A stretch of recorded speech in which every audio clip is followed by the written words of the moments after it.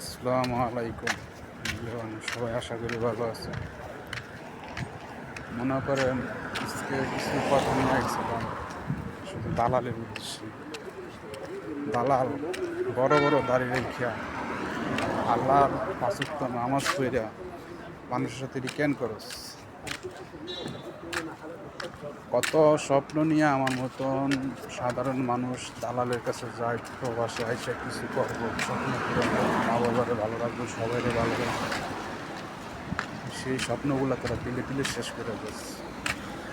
কেন করস? তোরও তো সন্তান আছে, তোরও তো মেয়ে আছে, তোরও তো ফ্যামিলি আছে। তুই যেমন তোর ফ্যামিলির জন্য ভাবস, আমরাও কিন্তু আমাদের ফ্যামিলির জন্য ভাবি। এই যে পাঁচ ওয়াক্ত নামাজ পড়া বড় বড় দাড়ি রাখস, ফ্যাট হইয়া পরে দাড়ি কারে করে খাওয়াবি দালাল? এই জবাব এই দুনিয়াটা তোর দুনিয়াতে দিয়ে দিতে হবে। উপায় নাই।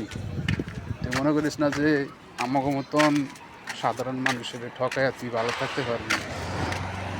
সৌদি আরব আল্লাহ দেশ, অন্য মানুষের সাথে বেইমানি করস, আকামা দেশ না, কাজ দেশ না, রাস্তায় রাস্তায় ঘুরি আমরা। তবে একটাই সর্বশেষ কথা কই, দালাল যদি কারো রিজিক মাইরা যদি তোর রিজিক মনে করে তুই খারাপ করেছিস, কিন্তু এই রিজিকই রিজিক না, তোর পরদিনে তোর রিজিক আছে, সেই রিজিকে তুই বঞ্চিত হয়ে গেলি দালাল। তোর বড় বড় দাড়ি দেখা আমি মনে কর যে তোর বিশ্বাস করছি, পাঁচ ওয়াক্ত নামাজ পড়স, তুই আল্লাহর ইবাদতের কথা কস। তোর এই আবাদতটা কই গেল?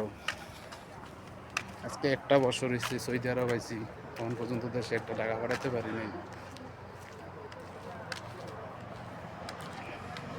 তুই দেশ নাই আমার আকামা, দেশ নাই আমার কাজ। আমার মতন হাজার হাজার লোক এরকম দালালের খপ্পরে বসে শেষ। সর্বশেষ ভাই একটা কথাই কই, যারা এই দালালের মধ্যে দাড়িওয়ালা মাদার চোর দালালে করতে দূরে থাকবেন। যারা আল্লাহর ইবাদত নিয়া মিথ্যা কথা, তাকে লেবাস, এটা লেবাস, তাকে এটা লেবাসের ফাঁকে তারা কেমনে মানুষের নিঃস্ব করে দিবে চিন্তা করে।